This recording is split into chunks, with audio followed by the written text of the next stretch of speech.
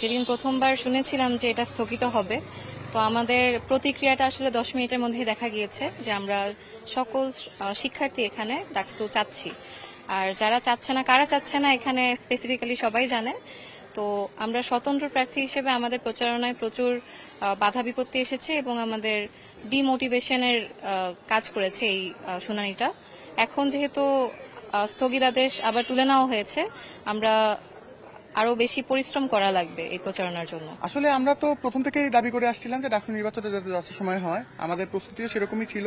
কিন্তু যখন আসলে এরকম হঠাৎ করে নির্বাচন বন্ধের সিদ্ধান্ত আসে, তখন আসলে সবার মধ্যে একটা আশঙ্কা দেখা দেয় যে আসলে কি নির্বাচন হবে কি হবে না, এরকম একটা ব্যাপার তৈরি হয়।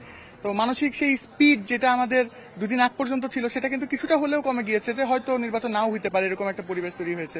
এখন যখন আবার হাইকোর্ট রায় দিয়েছে যে নির্বাচনে আর কোনো বাধা নেই, তখন আমাদের সেই যে আমাদের আগের যে স্পিড ছিল, যেভাবে আমরা কাজ করছিলাম, যে উদ্যমে কাজ করছিলাম, সেই উদ্যম আবার আমরা ফিরে পেয়েছি। এবং সবার মধ্যে কিন্তু একটা উৎফুল্লতা যে না, আমরা যে বহুল আকাঙ্ক্ষিত আমাদের যে ডাকসু, সেই ডাকসু নির্বাচন আসলে হচ্ছে, সেইটার রেসপন্স কিন্তু সবার কাছ থেকে পজিটিভ। এবং আমার কাছে মনে হয় যে এটা সবার জন্যই ভালো হচ্ছে। এটা আসলে যখন আসলো যে কয়েকদিন আগে যে বললো যে ডাকসু নির্বাচন হবে না, তখন দেখলাম যে হচ্ছে আমাদের ক্যান্ডিডেটটা অনেক অখুশি। আমরা আসলে আমাদের অনেক কিছু কার্যক্রম বন্ধ হয়ে যাচ্ছিল, এমন কিছু যেটা আমাদের কয়েকদিন আগে বলছিল যে ডাকসুনির জন্য অনেক কিছু বাদ যাবে।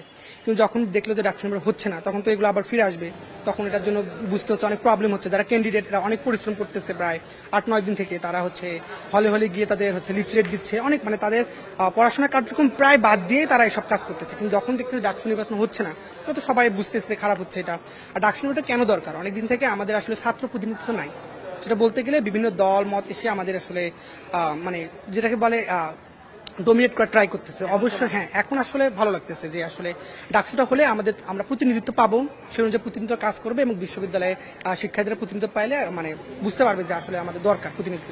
এই জন্য আমরা মানে খুশি যে ডাকসু নির্বাচন হলে আমরা খুশি। আমরা অবশ্যই চেয়েছিলাম যে ডাকসুরা সময় অনুযায়ী হোক, কারণ সেটা আমাদের ফার্স্ট ভোট, একটাই তো ভোট হবে। আমরা ভার্সিটি লাইফে আমরা একটাই ভোট মানে ডাকসু পাচ্ছি। তো আমরা চাচ্ছিলাম যে খুব মানে সময় মতোই ডাকসুটা হোক। তো আমরা আর কি এই মানে রায়টাতে খুব হ্যাপি। তখন আসলে আমাদের খারাপ লেগেছিল, কারণ আমরা অনেক আশা নিয়ে বসেছিলাম যে ডাকসু হবে 9 তারিখ। সবাই খুব আমরা মানে এক্সাইটেড ছিলাম ডাকসুর জন্য। তো ওই সময় আর কি মন খুব খারাপ হয়েছিল, বাট এখন আমরা রায়ে খুব খুশি। না, আসলে আমি মনে করি যে ঢাকা বিশ্ববিদ্যালয় যেহেতু স্বায়ত্তশাসিত একটি প্রতিষ্ঠান, এখানে যে কোনো সিদ্ধান্ত নেওয়ার ক্ষেত্রে আমাদের ভিসি রয়েছেন, শিক্ষার্থীরা রয়েছেন, সকলের সম্মিলিত একটা অংশগ্রহণ, সকলের সিদ্ধান্তের ভিত্তিতে হবে।